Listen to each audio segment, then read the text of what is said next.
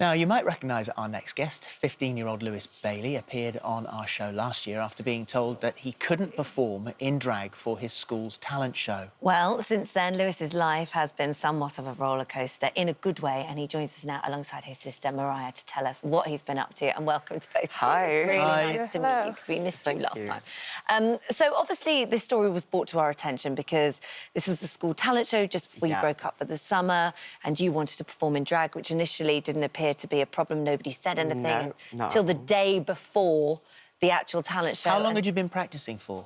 I'd been practising for around 3 weeks, I guess. I'd be going into the music room with my teacher, just practising my dance in these exact heels. Wow, well done. And I've been practising for a while for it, but then, obviously, the day before, they said that I wasn't able to do it. Obviously, I was quite gutted from it, but from that, I've been able to do such incredible things. What and reason I'm was so given grateful. for you not being able to do it? The reason that I wasn't allowed to do it was apparently that I was underage and it was illegal for me to perform. However, once I got home and spoke to my mum about it, obviously, we looked into it and we researched it and there was no such law. No such law. And the thing is that you've been very careful about your act as well, haven't you? I made sure the dance moves were clean, obviously choreographed by my sister. I sat down with my stepdad and we mixed all the songs, made sure if there was any terrible words, I guess, they would be disappeared, they would be gone. Yeah. It's like we made sure that it was clean and child-friendly, as I am still a child. So the thing is, you've kind of got, at that time, you've got two separate worlds, really. You've got this school, which is sort of, you know, unaccepting and telling you that it's against the law, and then you're going home to this family who all know what you're about, know that this is totally natural, that they love you and they're encouraging, so much so that they're helping you to do it. So that must have been quite confusing in itself. Yeah, because obviously I'd be at home and I'd be dressing up, I'd be doing my makeup, doing my nails. I'd just be having the best time being accepted for once. But then I go to school, then it was just a different place for me. It's like I wasn't allowed to be myself. That head teacher has now moved on, and there is a new one, and there is a different policy. Oh, yes. The head teacher at my school is incredible. He is... I'd call him, like, my school best friend. I speak to him on the date, like, every day. I'll see him on the way out of school, say bye, we talk. He's just an incredible teacher, and he has even said they want to put on a show and actually let me perform this time. Brilliant. Good. And it just goes to show how different things can be within a school, because even before this incident came up with the talent show, life had been difficult for you at school. I mean, it was sort of, I think from the age of about 11, kids were cruel and they were unkind and they were making assumptions about your sexuality before that had even become clear to you. I've always been picked on since a young age, even in primary school. But it was when I moved into secondary where it was a life changer for me, where I wasn't allowed to be who I was in front of people. Before I even knew what gay meant, I would be called things like faggot every day.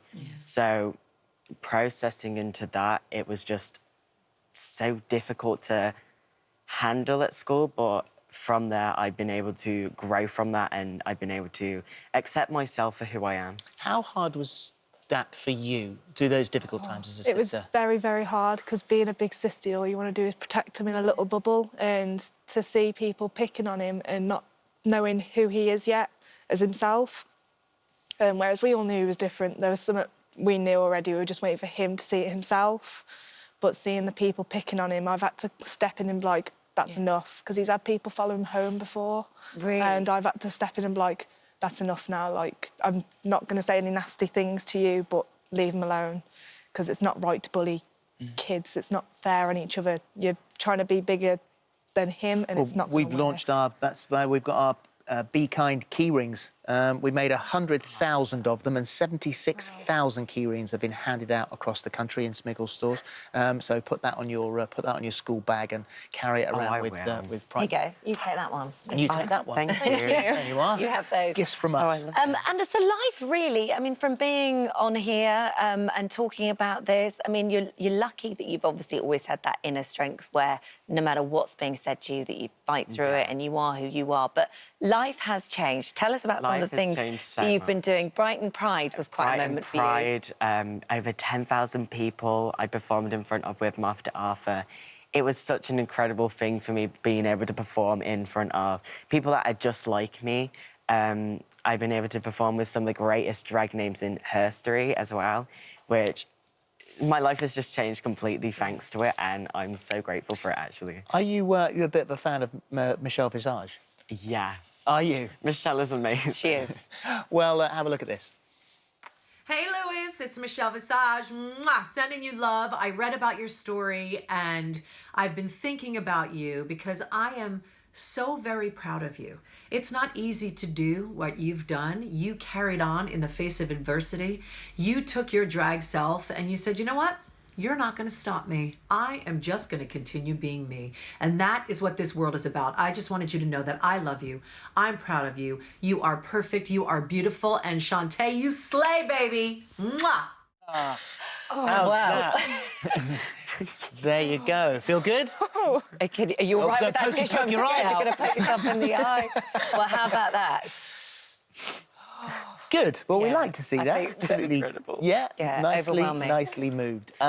Thank you and well done. Thank you. You are absolutely amazing. You're a you so great much. inspiration. Yeah. And thank you both. Thank you. And the documentary you were talking about, My Life, Not Just a Boy in a Dress, is available on BBC iPlayer as well. So that's a good one to go and watch. Thank you. Thank Good luck you. with everything. Thank you.